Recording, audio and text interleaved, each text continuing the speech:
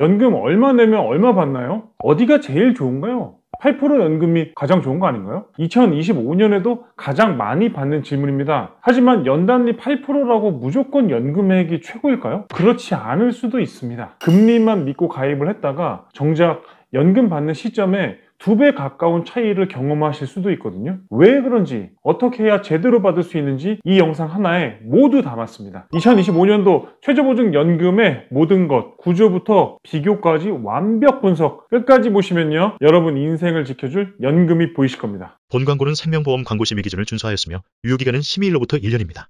대한민국 평균 수명이 남성이 86세, 여성이 90세를 넘어섰습니다. 60세에 은퇴를 한다고 가정하면 30년 이상을 고정 수입 없이 살아야 한다는 뜻인데요. 국민연금 하나만으로는 이 긴 노후를 감당하기엔 턱없이 부족하죠. 구조 개편이 예고됐지만 현실적으로는 불안함이 여전합니다. 그래서 우리는요, 열심히 일을 해서 예적금으로 저축을 하거나 주식이나 펀드에 투자를 하죠. 그게 잘못됐다는 건 아닙니다. 다만 그거는 돈을 모으는 기술일 뿐이라는 걸 강조하고 싶은 거예요. 1년 만기, 2년 만기, 3년 만기 반복해서 10년, 20년 동안 모은 돈. 문제는 이걸 어떻게 잘 나눠서 쓰느냐인데 여기에 안전장치는 거의 없습니다. 예를 들어서 어느 날 자녀가 아버지 돈 좀 주세요 하면 마음 약한 부모는 결국 노후 자금을 풀 수밖에 없어요. 주식이나 펀드 역시 굴리는 데는 좋지만 정기적으로 쓰는 구조는 없습니다.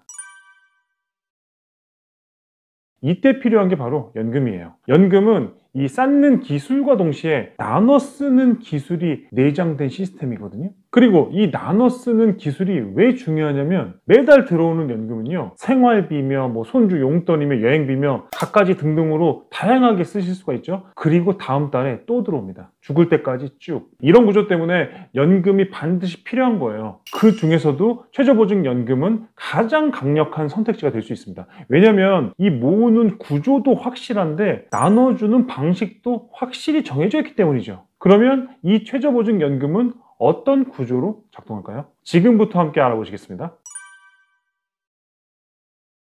일반 연금은요, 보험회사가 정한 금리로 돈을 쌓아갑니다. 변액연금은요, 투자 수익률로 적립이 되죠. 이 둘 모두 공통점이 하나 있는데요, 금리든 수익률이든 오를 수도 있고 떨어질 수도 있다는 겁니다. 결국 어느 정도의 목돈이 모이느냐는 운과 시장 상황에 따라 달라진다는 거죠. 이렇게 쌓인 돈은요, 이제 나눠 쓰는 기술이 필요합니다. 일반 연금과 이 변액연금은 이 돈을 기대 수명에 따라 나누죠. 예를 들어서 평균 수명이 80세라고 가정을 하고요, 한 남성이 60세에 연금을 개시한다면 보험회사는 이 남은 기대 수명 기간인 20년간 돈을 분배해서 줍니다. 옛날에는 더 짧았어요. 1989년도 제1회 경험생명표를 보면 남성이 65세, 여성은 75세가 기대 수명이었습니다. 이 시기에 55세에 연금을 시작했다면 남성은 10년, 여성은 20년으로 나눠졌겠죠. 똑같이 돈이 쌓여도 남성이 여성보다 연금액이 많았던 이유, 그리고 예전 연금이 지금보다 더 많이 주는 이유, 여기서 나옵니다. 그런데요, 최저보증연금은 좀 달라요. 이 쌓이는 구조부터 다른데 이거는 연단위 5%, 6%, 7%, 8% 금리로 확정해서 쌓입니다. 요즘에는요, 5%, 6% 금리도 거의 없어요. 대부분 연단위 7%, 8% 상품이 주류입니다.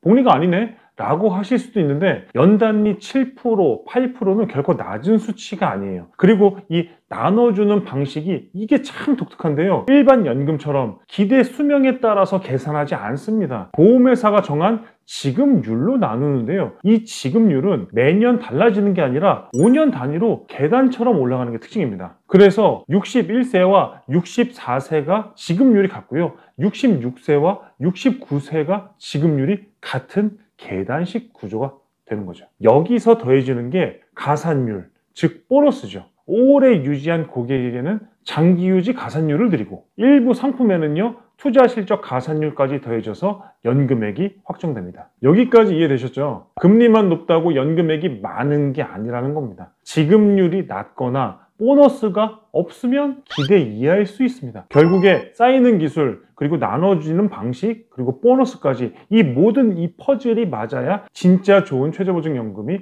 완성되는 겁니다. 구조가 이해되셨으면 구체적인 특징을 알아볼까요? 최저보증연금은요 10년, 20년 동안 이렇게 받는 확정형 연금이 아니고요. 이자만 받다가 사망했을 때 원금을 상속하는 상속형도 아닙니다. 오직 죽을 때까지 평생 받는 종신형으로만 수령이 가능합니다. 다만 이 상품에 따라서 앞쪽에 많이 받는 초기 집중 강화형 혹은 뒤쪽에 많이 받는 후기 집중 강화형 이렇게 타이밍에 따라서 조절 가능한 옵션은 있지만 이들도 결국에는 이 종신형이라고 하는 기본 틀 안에서 움직입니다. 그리고 중요한 거, 이 연금은 계단식 상승 구조라는 거죠. 42세 남성이 이런 요청을 해요. 월 100만 원씩 10년 동안 넣고 연금을 받고 싶어요. 전산으로 확인을 해보니까요. 62세부터 받으면 매달 100만 원, 63세부터 받으면 매달 103만 원, 64세부터 받으면 매달 106만 원, 65세부터 받으면 매달 120만 원, 그리고 70세부터 받으면 매달 153만 원. 연금을 개시하는 이 나이에 따라서 매달 받는 연금액이 이렇게 달라집니다. 보이시죠? 62세부터 64세까지는 조금씩 오르다가 65세에 확 뛰고 또 70세에 한 번 더 확 올라갑니다. 같은 조건이라도 64세와 65세 그 1년 차이 때문에 혹은 어떤 사람에게는 그 하루 차이만으로도 이 연금액이 크게 달라질 수 있는 구조라는 겁니다. 그래서 저는 무조건 60세부터 받을래요. 저는 무조건 20년 후부터 받을래요. 이런 요청은 가장 현명한 선택이 아닐 수도 있게 되는 거예요. 여기까지 이해가 되셨으면 이제 실제 시장에 나와 있는 주요 상품들을 본격적으로 비교해 보도록 하겠습니다. 2025년 주요 4개사 스펙 비교입니다. 자, 최저보증연금의 스펙을 비교해보면 겉보기에는 이 금리 차이가 중요한 것 같지만 실제로는 금리, 그리고 연금 개시 시점, 장기유지 가산율, 구조적인 특징까지 종합적으로 판단을 해야 합니다. 먼저 H사는 최대 연단리 7%가 적용이 되고 장기유지 가산율 최대 25%로 설계되어 있습니다. 특히 초기 집중 강화형 옵션이 있고 투자 실적 가산율이 반영될 수 있는 유일한 상품이라서 단기간 납입을 한 후에 빠르게 연금을 개시하기를 원하는 파이어족에게 적합한 구조라고 볼 수 있습니다. G사는 최대 연단리 7%에서 최대 25%의 가산율을 제공하고 있죠. 후기로 갈수록 이 연금액이 늘어나는 옵션을 선택하실 수도 있습니다. 거의 전 연령대 전 구간에 걸쳐서 연금액이 높게 나오고 있어요. U사는 연단리 4%부터 시작을 해서 25년 유지했을 때 최대 연단리 7%가 적용이 되고요. 지급률이 전 보험사에서 가장 높은 구간을 쓰고 있는 반면에 이 장기유지 보너스가 없다는 게 아쉬운 특징이죠. 남녀 구분 없이 동일한 지급률을 쓰는데 특정 연령대에서는 여성에게 특별히 유리한 연금으로 평가가 되고 있습니다. 마지막으로 R사는 무려 연단리 8%라는 이 강력한 숫자를 보장을 하고 있죠. 지급률은요, 비교 상품 중에서 가장 좀 낮게 쓰고 있습니다. 결론적으로 이 비교는 어디가 1등이다 이렇게 탁 잘라 말하는 게 아니라 내 은퇴 시점, 납입 여력, 유지 기간, 수령 방식에 따라서 이 유불리가 달라지는 전략적인 선택의 문제라는 거예요. 즉, 스펙을 숫자로만 보지 말고요. 구조를 보고 선택을 해야 한다는 겁니다.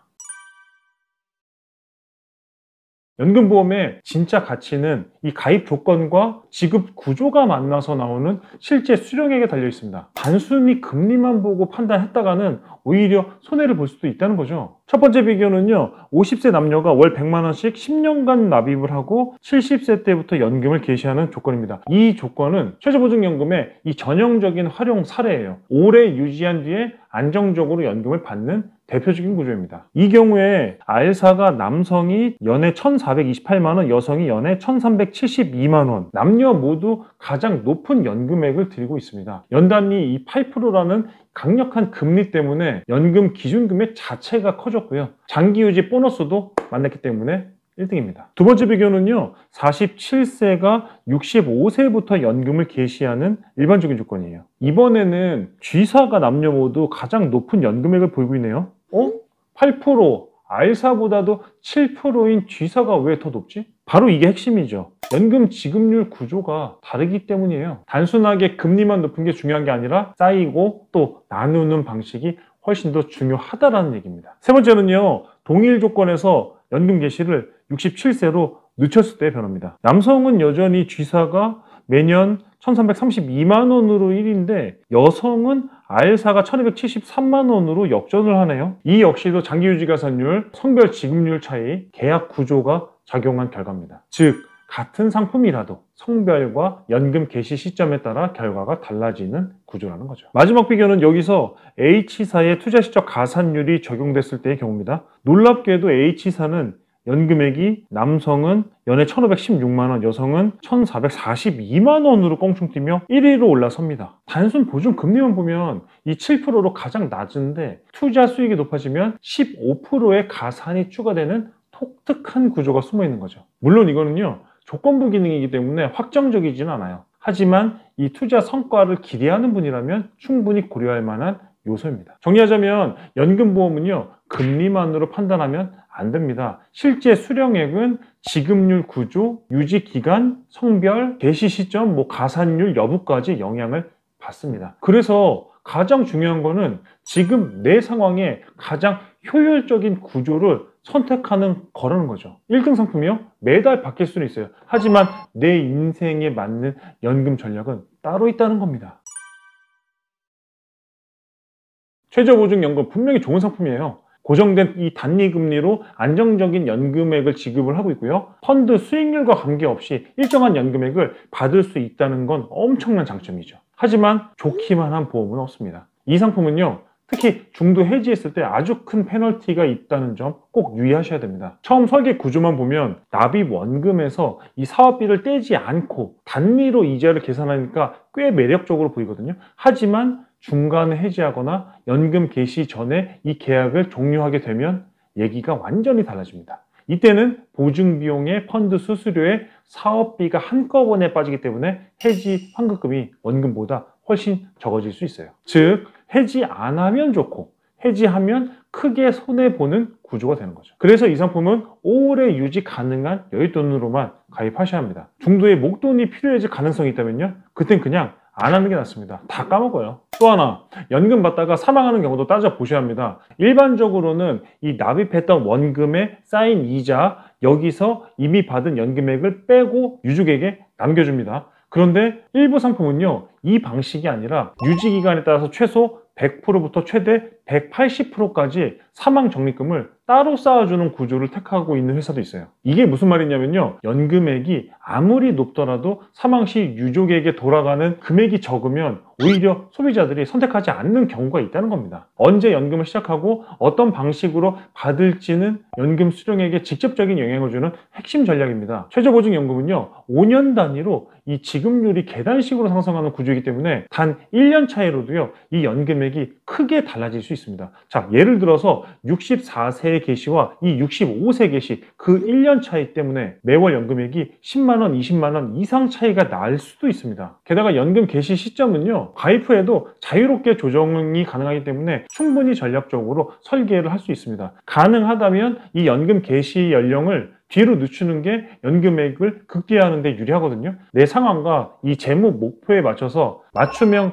연금 개시 시점과 이 방식을 정하는 것이 중요합니다. 비과세 혜택을 제대로 받으려면 비과세 한도 조건을 정확하게 체크하셔야 합니다. 월 적립식 상품은요, 연에 1,800만 원, 월에 150만 원까지죠. 일시납은 총 1억 원 한도까지 비과세가 적용이 되는데 단순 금액 기준이 아니라 복합 조건이 붙습니다. 월 적립식은요, 5년 이상 납입을 하셔야 하고요, 10년 이상 유지를 하셔야 됩니다. 선납은 6개월 이내여야 하고요, 일시납은 1인당 총 보험료가 1억 원 이하로 역시 10년 이상 유지가 필수입니다. 또 하나 중요한 거, 기존에 세금 우대 혜택을 받은 금융상품도 이 비과세 한도에 포함이 됩니다. 자, 예를 들어서 건강보험이나 저축보험 등을 가입을 했을 때 세금 우대 항목에 체크를 하셨다면 연금을 가입할 때 이 비과세 한도를 이미 넘긴 상태일 수 있기 때문에 불이익이 생길 수도 있습니다. 가입 전에 반드시 전산으로 확인을 해야 불필요한 이 세금 문제를 막을 수 있습니다. 연금은요, 평생을 설계하는 기술이죠. 언제 가입을 할지, 얼마를 또 낼지, 또 언제부터 받을지를 결정하는 이 모든 선택이 노후의 내 삶의 질을 좌우합니다. 사람들은요, 종종 높은 금리나 많은 연금액에만 주목하고 있거든요. 진짜 중요한 거는 내 인생에 맞는 구조를 찾는 거예요. 지급률, 개시 시점, 수령 방식, 유지 조건 이 모든 걸 고려해야 진짜 나에게 맞는 연금이 완성이 됩니다. 그래서 연금은요, 얼마 받느냐의 문제가 아니라 어떻게 살아가고 싶은가에 대한 해답이어야 되는 거예요. 단위 8% 연금 듣기만 해도 혹하시죠? 하지만 제대로 알고 선택해야 평생을 지켜주는 든든한 연금이 됩니다. 이 영상이 도움되셨으면 구독과 좋아요, 알람 설정까지 부탁드리고요. 1대1 상담 필요하신 분들은요, 아래 링크로 언제든지 연락 주십시오. 지금까지 시대보장의 방주리였습니다. 감사합니다. 본 광고는 생명보험 광고 심의 기준을 준수하였으며 유효기간은 심의일로부터 1년입니다.